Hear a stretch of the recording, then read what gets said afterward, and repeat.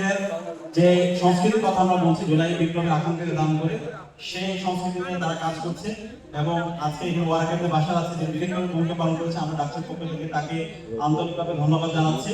আমরা এখানে 14 জুলাই থেকে একদম 36 জুলাই পর্যন্ত ঘটনাগুলো অবলম্বন করে ধরার চেষ্টা করেছি। আপনারা জানেন 14 জুলাই হাসিনা আমাদের যৌক্তিক আন্দোলনকে রাজাকারের সাথে তুলনা করেছিল এবং সেদিন ঢাকা বিশ্ববিদ্যালয়ের প্রত্যেকটা হল এবং প্রত্যেকটা প্রান্ত স্লোগানে মুখরিত হয়েছিল, তুমি কে আমি কে, রাজাকার রাজাকার।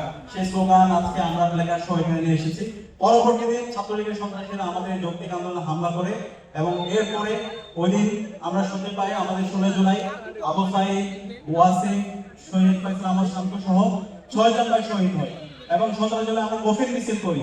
সেই কফিন মিছিলের চিত্র আমরা এখানে আমরা ফুটিয়ে তোলার চেষ্টা করেছি এবং এর প্রেক্ষিতে হাসিনা ক্যাম্পাস বন্ধ করে দেয় এবং 18 জুলাই আপনারা জানেন প্রাইভেট বিশ্ববিদ্যালয়ের শিক্ষার্থীরা রাজপথে নেমে আমাদের এই আন্দোলনকে এক নতুন মাত্রা যুক্ত করে এবং আন্দোলনকে সফলতার ধাপে নিয়ে যেতে তারা সর্বাত্মক আমাদেরকে সহযোগিতা করে।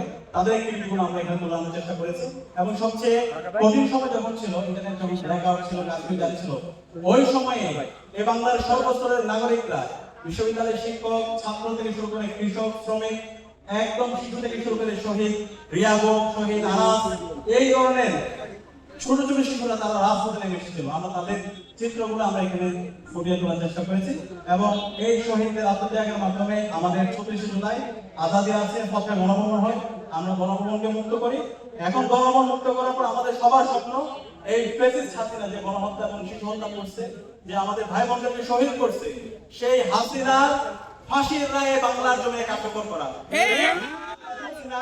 প্রতীকী হাসিনা আজকে আমরা নিয়ে এসেছি, আমাদের প্রত্যাশা ছিল বিপ্লবের পরে হাসিনার রায় বাংলার জমিনে বাস্তবায়ন হবে, কার্যকর হবে এবং হাসিনার সকল দোষরের রায় কার্যকর হবে। কিন্তু আজকে 2 বছর পর আমাদের হাসিনার রায় কার্যকর করার জন্য কথা বলতে হচ্ছে। এটা সম্পূর্ণ একটা কালেকটিভ ফেলিওর এবং জাতির জন্য লজ্জা। সেখানে আজকে আমরা একটা প্রতীকী হাসিনা নিয়ে এসেছি এবং হাসিনাকে ইতিমধ্যে আমরা ফাঁসির মঞ্চে ঝুলিয়েছি। আমরা বর্তমান সরকার, তার এই যে সরকারকে অনুরোধ করবো দ্রুত সময়ের মধ্যে এক্ষুনি হাসিনাকে বাংলার জমিনে নিয়ে আসতে হবে, বাংলার জমিনে নিয়ে এসে তার রায় কার্যকর করতে হবে। হাসিনার দোষর আছে।